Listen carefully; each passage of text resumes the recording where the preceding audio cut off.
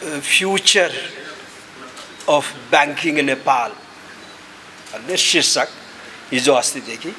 हिजोदेखि दिँदै आउनु भएको र मलाई के लाग्छ भने ब्याङ्किङको बारे कुरा गर्दा ब्याङ्किङ टुडे एन्ड ब्याङ्किङ टुमोरोलाई सँगसँगै लगेर विगतबाट ब्याङ्किङ प्र्याक्टिसेसबाट लेसन लर्न गर्दै र नेपालको ब्याङ्किङ क्षेत्रको भविष्य आगामी बाटो सुधारको मार्गचित्रका कुरा गर्नुपर्छ जस्तो लाग्छ र ब्याङ्किङ टुमोरोको कुरा गर्दा 5वटा कुराहरूलाई ध्यान दिनुपर्छ जस्तो लाग्छ मलाई कुराहरूमा। एउटा कुरा संस्थागत व्यवस्था त चाहियो, इन्स्टिट्युसनल एरेन्जमेन्ट त चाहियो कस्तो हुने, र दोस्रो कुरा कर्पोरेट कल्चर पनि चाहियो, कस्तो कर्पोरेट कल्चरमा ब्याङ्किङ क्षेत्रको विकास गर्ने। तेस्रो कार्यक्रमहरू स्किम्सहरूको कुराहरू पनि गर्नु पर्यो र चौथो प्रविधि, अहिले सबैले प्रविधिकै कुरा फिनटेककै कुराहरू गरिरहेछन्, हामी पनि गरिरहेछौँ, फिनटेक भनिरहेछौँ। र 5औं कुरा भनेको म्याक्रो फाइनेन्सियल लिङ्केजेस अर्थात् राष्ट्रिय अर्थतन्त्रसँग ब्याङ्किङ क्षेत्र कसरी जोड्ने भन्ने सवालहरूको आधारमा ब्याङ्किङ टुमोरो र मार्गचित्र रोडम्याप भनौँ न त्यो खिच्नुपर्छ जस्तो लाग्छ। र यही सन्दर्भमा तपाईँहरूले कार्यक्रम पनि आयोजना गरिहाल्नुभयो, अब केही कुरा त बताउनै नै पर्यो। अलिकति अब यो अहिले ब्याङ्किङ टुडेका कुराहरू गर्दा अलिकति यो नेपालमा ब्याङ्किङ क्षेत्रको विकास इभोल्युसन भन्छौँ नि कसरी भयो र त्यसबाट हामीले के पाठ सिक्न सक्छौँ, 3-4वटा कुराहरू गर्नुपर्छ जस्तो लाग्छ त्यो सन्दर्भमा। अर्को अहिले एज अफ टुडे ब्याङ्किङको स्थिति के छ भन्ने कुरा पनि गर्नुपर्छ।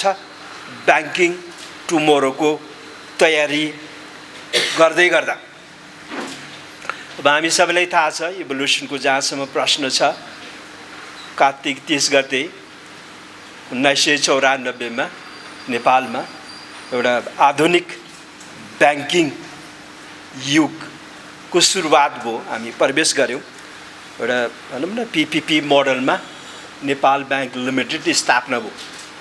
धेरै वर्ष पहिले हामी पिपिपी आज कुरा गरिरहेछौँ नि, पिपिपी मोडलमा नेपाल ब्याङ्क लिमिटेड स्थापना भएको, जनता र सरकारको सहकारी joint venture between government and the people, PPP यसरी भनिँदैन थियो। पिपिपी अहिले जसरी हामी पिपिपी भनिरहेछौँ नि, हाइड्रो पावर के पूर्वाधारमा पिपिपी भनिरहेछौँ, ब्याङ्किङ क्षेत्रमा हाम्रो सुरुवात नै पिपिपी मोडलमा भएको। सो अब यसले केही लेसन हामीलाई दिन्छ भन्ने सन्दर्भमा मैले पिपिपी मोडलको कुरा गरेँ, पछि केही बताउँला।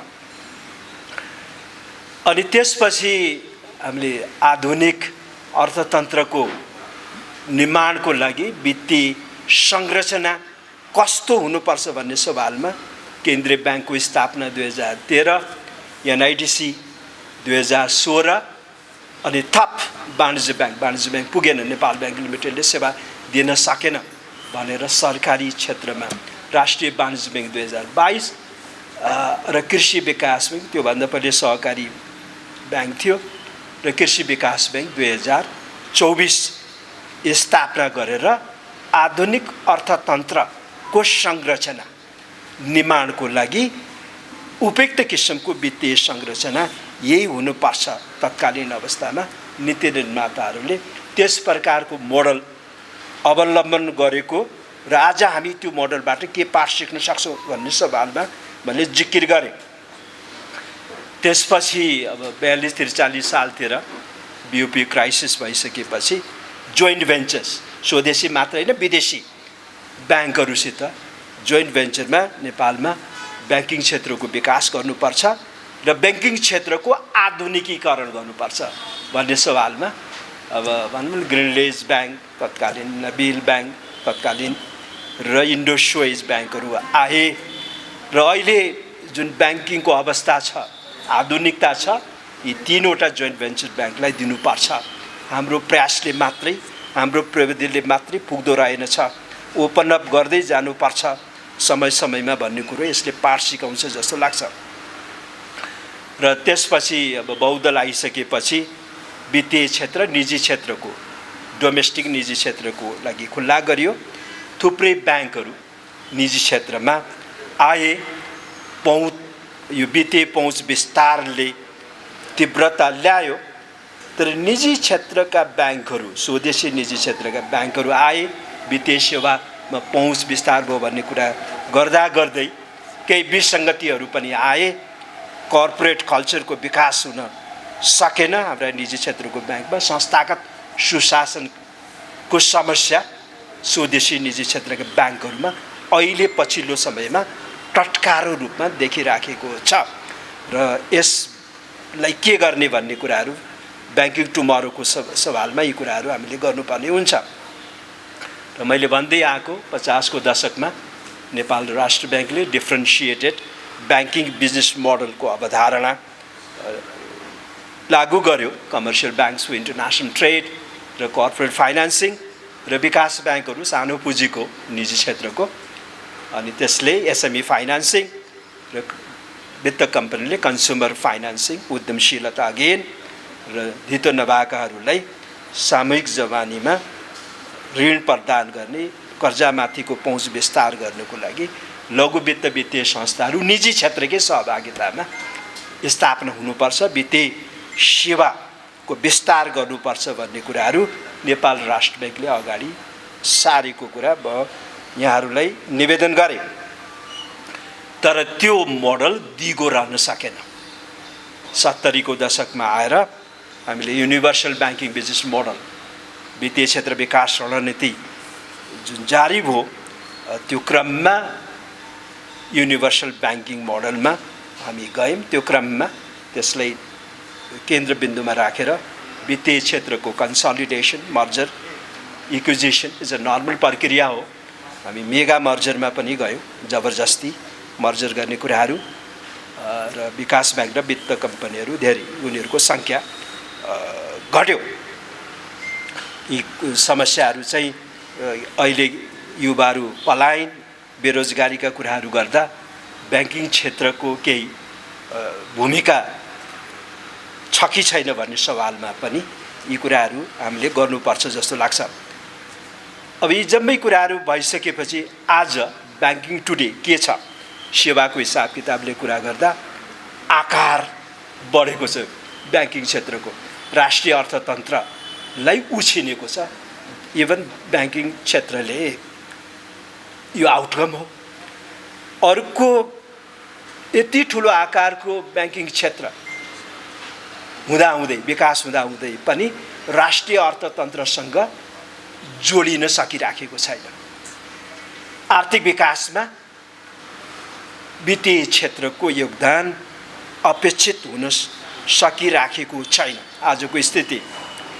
र अर्को राम्रो पक्ष के भइरहेछ भने फाइनेन्सियल इन्टरमिडिएसनलाई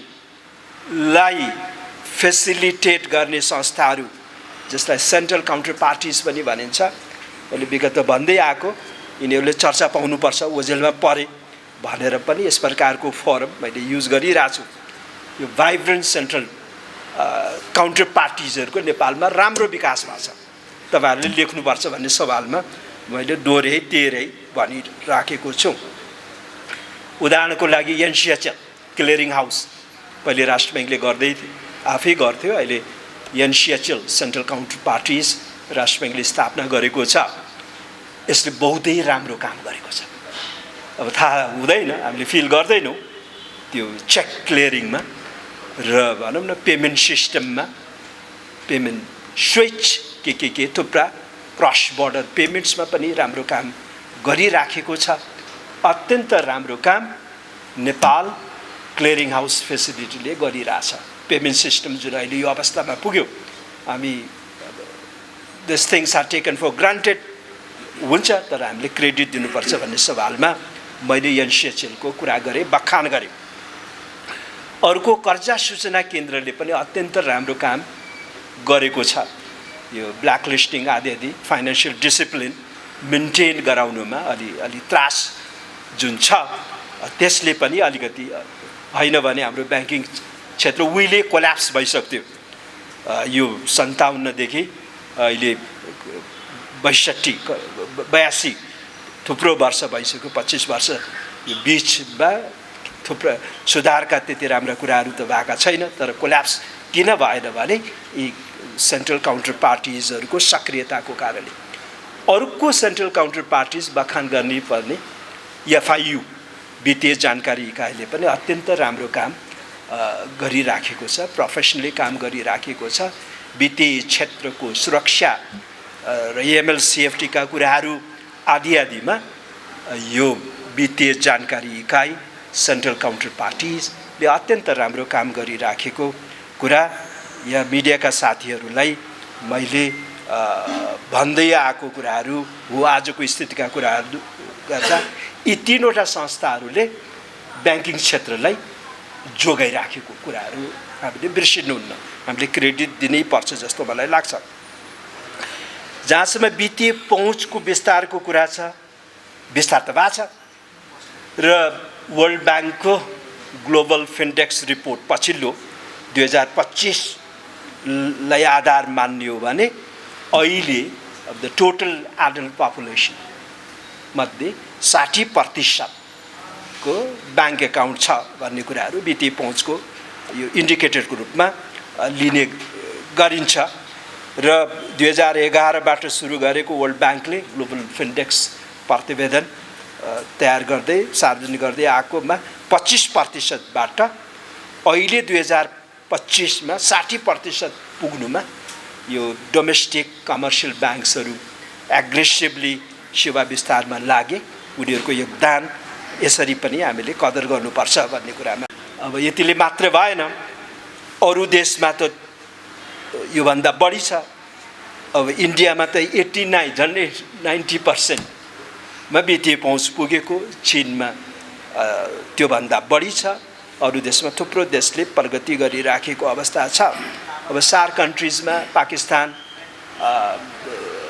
बाङ्लादेश भन्दा नेपालको अलि राम्रो स्थिति त देखिन्छ, र इन्डिया र अरू देशको तुलनामा नेपाल पछि नै रहेको छ वित्तीय पहुँचको हिसाब किताबले, के कर्जा के बचतको हिसाब किताबको कुरा गर्दा। र अघि मैले भने अर्को च्यालेन्ज भनेको राष्ट्रिय अर्थतन्त्रसँग ब्याङ्किङ क्षेत्र पटक्कै जोडिन सकेन। के औजार, के संस्थागत व्यवस्था, के कार्यक्रम, के वित्तीय प्रविधि, के संस्थागत व्यवस्था, यो कर्पोरेट कल्चर आदिको विकास गरेर राष्ट्रिय अर्थतन्त्र जोड्न सकिन्छ भन्ने सवालमा हेर्नुपर्छ। यी 5वटा कुरा अघि भनेको कुराहरू यहाँ ल्याउनुपर्छ भन्ने कुरा मैले राखेँ। अर्को ब्याङ्किङ क्षेत्रको इफिसियन्सीको सवाल पनि महत्त्वपूर्ण हुन्छ। कुशलता, अब 3वटा कुशलताका कुरा गरिन्छ। एउटा एलोकेटिभ इफिसियन्सी, अर्को अपरेसनल इफिसियन्सी, अर्को चाहिँ डाइनामिक इफिसियन्सी। अब रिसोर्स एलोकेसन त्यति नेपालमा इफिसियन्ट हुन सकिरहेको छैन। घर जग्गा सेयरमै धेरै ब्याङ्कको रिसोर्स कर्जा गइराखेको र क्रेडिट रिएलोकेसन गर्नुपर्ने राष्ट्रिय अर्थतन्त्रसँग जोड्नेको सवालमा एलोकेटिभ इफिसियन्सी पटक्कै नभएको कुरालाई हामीले महत्त्व दिनै पर्छ, डिस्कसनको टेबलमा ल्याउनै पर्छ भन्ने मलाई लाग्छ। र अपरेसनल इफिसियन्सीको सवालमा यो वित्तीय मध्यस्थता लागत स्प्रेडका कुरा गर्छु, अझै 4% छ। राष्ट्र ब्याङ्कको लक्ष्य त्यही वरिपरि चलिराखेको छ। अरू देशमा 2% मा काम गरिराखेका छन् यो ब्याङ्कहरू अपरेसनल इफिसियन्सीको सवालमा। नेपालमा अलि महँगै छ वित्तीय मध्यस्थता लागत। अब डाइनामिक इफिसियन्सी पनि ब्याङ्किङ क्षेत्रमा हुन सकिरहेको छैन। डाइनामिक इफिसियन्सी यो फाइनेन्सियल डिपनिङ भन्छ नि, अब कर्जा टु GDP अनुपात, M2 टु GDP अनुपातलाई लिएर हामीले फाइनेन्सियल डिपनिङका कुरा हुन्छौँ त्यो मात्रै होइन। वित्तीय संगठनता भनेको यो फाइनेन्सियल इन्स्टिट्युसन्समा विविधता छ कि छैन भन्ने कुरो पछिल्लो समयमा हेरिन्छ, न कि M2 to GDP रेसियो र क्रेडिट टु GDP रेसियो। र यसमा पनि नेपालले काम गर्नुपर्छ। किन वित्तीय मध्यस्थता प्रभावकारी भएन भन्दा AMC को स्थापना नभएर हो कि होइन, BDS को स्थापना नभएर हो कि, र यस प्रकारका वित्तीय संस्थाहरूको व्यवस्था नहुँदा वित्तीय संगठनता हाम्रो सालो भएको कुरा स्पष्टै हुन्छ। हामी त केमा मक्क छौँ भने M2 to GDP ratio, credit to GDP ratio सहीभन्दा माथि नाग्यो, फाइनेन्सियल डिपनिङ व्यापक छ भनेर एकाङ्की कुरा गरिरहेछौँ। अलि यसलाई चेन्ज गर्नुपर्छ जस्तो मलाई लाग्छ। अर्को च्यालेन्ज भनेको कर्पोरेट गभर्नेन्स, अघि मैले सङ्केत गरेँ, त्यसमा समस्या छ नेपालमा। कर्पोरेट गभर्नेन्समा अब Everest bank, Nepal SBI bank standard चार्टरमा केही समस्या छैन। उनीहरूले राष्ट्र ब्याङ्कले यो वर्किङ क्यापिटल गाइडलाइन्स ल्याउनुभन्दा पहिले नै वर्किङ क्यापिटल गाइडलाइन्स ल्याइसकेका थिए, वित्तीय अनुशासनमा बसेका थिए। तर हाम्रा निजी क्षेत्रका स्वदेशी निजी क्षेत्रका ब्याङ्कहरू, इभन सरकारी ब्याङ्कहरूमा यो कर्पोरेट कल्चरको, कर्पोरेट गभर्नेन्सको विकास हुन सकिरहेको छैन। यस कुन औजार प्रयोग गर्दा कर्पोरेट गभर्नेन्सको विकास हुन सक्छ भन्ने कुराहरू ब्याङ्किङ फर टुमोरोमा जोड्नुपर्छ भन्ने कुरामा मैले जोडेँ। अर्को उद्यमशीलताको विकास ब्याङ्किङ क्षेत्र मार्फत भएन, अर्थात् SME फाइनेन्सिङमा पनि ब्याङ्कहरू चुकेको यो चुनौती चाहिँ छ। अर्को चुनौती भनेको सस्टेनेबल फाइनेन्सिङ, दिगो विकास वित्त। अब रियल इस्टेटमा, सेयरमा त्यो अल्पकालीन न हो, क्यापिटल गेन्सको लागि गरिने, तर वास्तविक क्षेत्र भनौँ न उत्पादनशील क्षेत्रसँग ब्याङ्किङ क्षेत्र जोडिएन, धेरैभन्दा धेरै कर्जा गएन भने सस्टेनेबल फाइनेन्सको मुद्दा हामीले सम्बोधन गरेको हुँदैन भन्ने कुरो सवालमा मैले कुरा राखेँ। पुँजी निर्माणमा पनि ब्याङ्किङ क्षेत्रको पछिल्लो समयमा त्यति भूमिका हुन सकिराखेको छैन। पुँजी निर्माण अनुपात GDPसँगको 4-5 वर्ष पहिले 30.5% थियो भने अहिले 24% झरेको छ। निजी क्षेत्रको त 4-5 वर्ष पहिले 22.8% पुँजी निर्माण अनुपात थियो भने अहिले 81-82मा 14.7मा झरेको, र निजी क्षेत्रको कुल पुँजी निर्माणमा, देशमा पुँजी निर्माण कुनै समयमा झन्डै 75% थियो भने अहिले 61%मा झरेको स्थिति छ। यदि भनेर मात्र भएन, थुप्रा कुराहरू हामीले आगामी दिनमा ब्याङ्किङ क्षेत्रको सुधारको लागि गर्नुपर्छ जस्तो लाग्छ। सबभन्दा पहिले त कर्पोरेट कल्चरको विकास भएका ब्याङ्कहरूको विकास गरिनुपर्छ। केन्द्रीय ब्याङ्कले ध्यान दिनुपर्ने कुराहरू, पेमेन्ट सिस्टम सुरक्षित हुनु पर्यो, निजी क्षेत्रको कर्पोरेटाइजेसन हुनु पर्यो। मैले 1-2 महिनादेखि बोल्दै आएको विषय। अब हाम्रा ब्याङ्कहरू अलिकति कर्पोरेट कल्चर त छ नि, अलि त छ नि, राम्रै छ भन्नुपर्ने हुन्छ। ओभर द इयर्स विकास भएको छ, अपेक्षित सुधार नभए तापनि कर्पोरेट कल्चर छ। तर ब्याङ्करले जुन ऋण दिन्छ, ऋणीहरू छन्, बिजनेस फर्म छन्। अब वाणिज्य ब्याङ्कले ऋण दिने भनेको त कर्पोरेट फाइनेन्सिङ भन्छ, होलसेल लेन्डिङ भन्छ, इन्टरनेसनल ट्रेड फाइनेन्सिङ भन्छ, हाम्रो काम त्यही हो भन्छ। जुन रूपमा वाणिज्य ब्याङ्कले अहिलेको जुन कर्पोरेट कल्चर सहित आफ्नो व्यवसाय सञ्चालन गरिराखेका छन्, त्यसै प्रकारले आफूले ऋण दिने बिजनेस फर्ममा पनि कर्पोरेट कल्चरको विकास हुनु पर्यो। वाणिज्य ब्याङ्कले फिटिक्कै ध्यान नदिएको विषय निजी क्षेत्रको कर्पोरेटाइजेसन भएन। इन्डिभिजुअल ऋणी हुन सक्छन्, पारिवारिक ऋणी हुन सक्छन्, तर एउटा गर्व गर्न लागेको निजी क्षेत्रको विकास हुन सकेन। वाणिज्य ब्याङ्कको विकास भए, अन्तर्राष्ट्रिय स्तरका वाणिज्य ब्याङ्क छन् नेपालमा, तर हामीले गर्व गर्न लागेको निजी क्षेत्र, कर्पोरेट सेक्टर, कर्पोरेट कल्चर भएको कर्पोरेटाइजेसनमा काम भएन। अब राष्ट्र ब्याङ्कले ल ठिक छ, वाणिज्य ब्याङ्कले होलसेल लेन्डिङ गर्ने हो, सानोतिनो कर्जा दिँदैन, ठुलै कर्जा दिने हो। जसलाई ठुलो कर्जा दिइरहनु भएको छ ती ऋणीहरूमा, ती बिजनेस फर्म चाहिँ मा कर्पोरेट कल्चरको विकास हुनु पर्यो, मद्दत गर्नुहोस् भन्ने कुराहरू गर्नुपर्ने हुन्छ, कार्यक्रम नै दिनुपर्ने हुन्छ जस्तो मलाई लाग्छ। अर्को कुरा चाहिँ यो डिजिटल ब्याङ्कको कुरो, रुवालजीले पनि यसबारे नियो ब्याङ्क भनिन्छ नि को सवालमा केही भनिदिन भन्नुभएको थियो। अब डिजिटल ब्याङ्क हामीलाई चाहिन्छ। डिजिटल ब्याङ्किङ र डिजिटल ब्याङ्कमा फरक छ। डिजिटल ब्याङ्किङ भनेको मोबाइल ब्याङ्किङ हो, डिजिटल ब्याङ्किङ भनेको इन्टरनेट ब्याङ्किङ हो। डिजिटल ब्याङ्किङ भनेको मोबाइल ब्याङ्किङ हो, इन्टरनेट ब्याङ्किङ हो।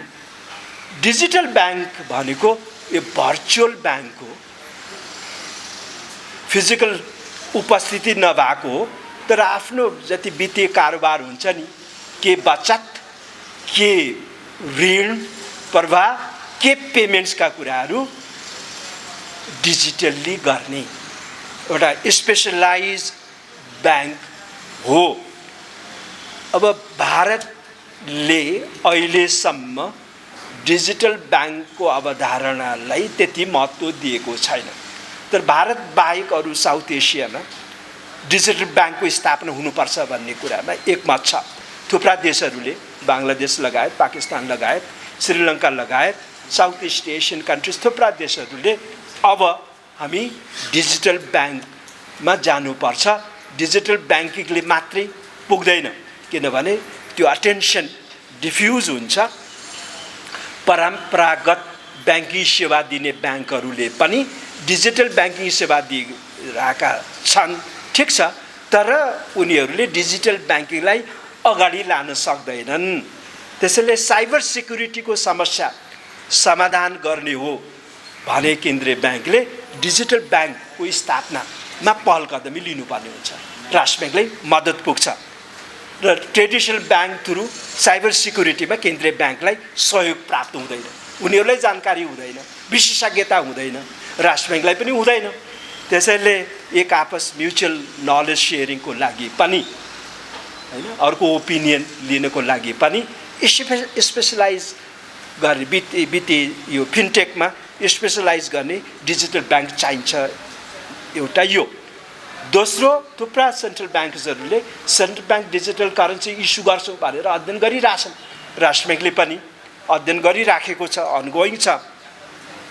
र यो सेन्ट्रल ब्याङ्क डिजिटल करेन्सी कस्तो स्वरूपमा इस्यु गर्नुपर्छ भन्ने कुरो गाह्रो छ। चाइनाले अलिअलि गरिरहेछ, एक दुईवटा अरू केन्द्रीय ब्याङ्कले गरिरहेछन्, तर ठ्याक्कै के हो, कस्तो किसिमको central bank digital currency issued गर्छ, एक्सेप्टेबल हुन्छ, सजिलो हुन्छ भन्ने कुरो थुप्रा सेन्ट्रल ब्याङ्क्सहरूलाई थाहा छैन। त्यसैले सेन्ट्रल ब्याङ्क डिजिटल करेन्सीमा योगदान पुर्याउनको लागि पनि नेपाल र राष्ट्र ब्याङ्कले 2-3वटा कमसेकम फिनटेक कम्पनीलाई डिजिटल ब्याङ्कको लाइसेन्स दिनै पर्छ भन्ने मलाई लाग्छ। तेस्रो, ब्याङ्किङ सेवालाई इम्प्रुभ गर्नको लागि, अहिलेको भन्दा बेहतर राम्रो गर्नको लागि पनि डिजिटल ब्याङ्क चाहिन्छ। भारतले स्वीकारेको छैन, सुरु गरेको छैन भन्दै हामी भारतको पिछे लग्गु पनि हुनु भएन, यो लिप फ्रक पनि गर्नुपर्ने हुन्छ। त्यो हिसाब किताबले डिजिटल ब्याङ्कलाई हेर्नुपर्छ भन्ने मलाई लाग्छ। भारतमा पनि नीति आयोगले त डिजिटल ब्याङ्कमा भारत जानुपर्छ भन्ने कुरा गरेको थियो, पेपरै तयार गरेको थियो, तर आरबिआईले ब्याङ्कहरूका कुरा सुनेर हामीले दिइरहेछौँ नि किन चाहियो भनेर उनीहरूका कुरा सुनेर नीति आयोगले दिएको सुझावलाई आरबिआईले अहिलेसम्म ठुक्राइराखेको, नमानेको कुराहरू मैले निवेदन गरेँ। तर अरू देशमा जानुपर्छ भन्ने कुराहरूमा अगाडि बढिरहेछन् भन्ने कुरा राख्न चाहन्छौँ।